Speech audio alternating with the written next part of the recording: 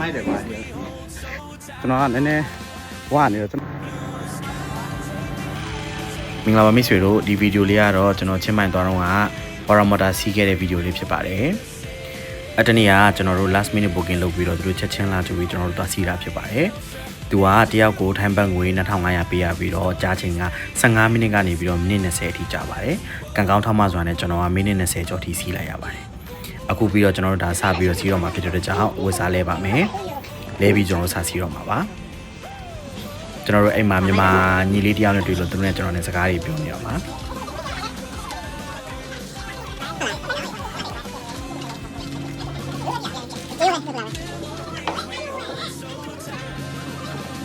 အခုကတော့ကျွန်တော်တို့ ready ဖြစ်နေပါပြီသွားစီးဖို့အတွက်သွားပါမယ်လိုက်ခဲ့ပါအောင်ညာကျွန်တော်တို့ဖုန်းဆိုလို့ရှင်ဒီလိုမျိုးအကျိုးလေးသူတို့ပေးရပါတော့ဆိုတော့ကိုလောဆယ်ကိုလေးချိန်ချိန်နဲ့ပြီးရင်ကျွန်တော်ကနည်းနည်းဝါနေတော့ကျွန်တော်ထိဆုံးပို့ထားတယ်ဒါကြည့်တော့ပါ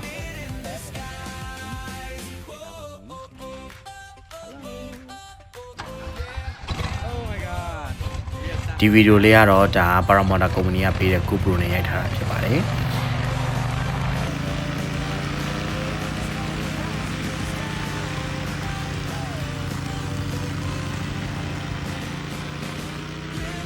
ကျွန်တော်တို့အပေါ်စပြီးရောက်သွားတဲ့အချိန်မှာ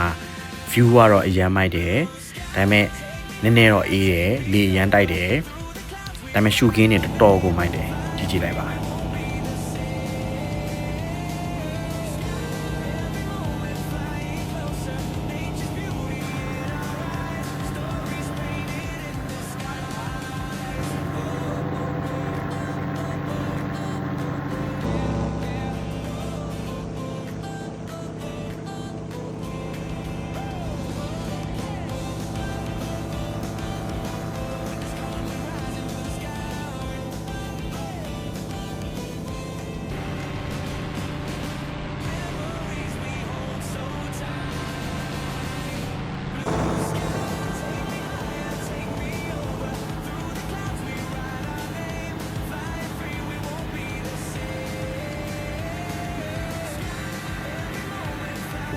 ဒီကတော့အပေါ်မှာတိမ်နေနေရှိတဲ့အချိန်မှာကျွန်တော်တို့ turbulence တော့နည်းနည်းဖြစ်ပါတယ်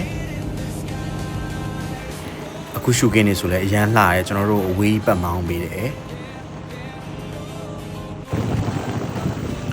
ဒီကတော့ကျွန်တော်တို့အချိန်ပြေးလို့ဒါဆင်းတော့မှာပေါ့နော်ဆင်းတော့မှာကျွန်တော်ရှိမှတယောက်ရှိရဖြစ်တဲ့ကြောင့်သူဆင်းတာကိုအရင်စောင့်ပေးရပါတယ်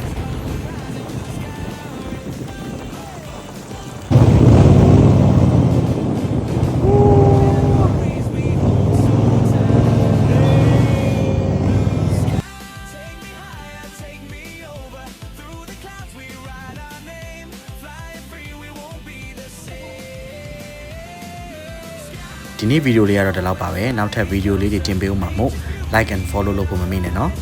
see you in next video thank you ပါမိတ်ဆွေတို့ bye bye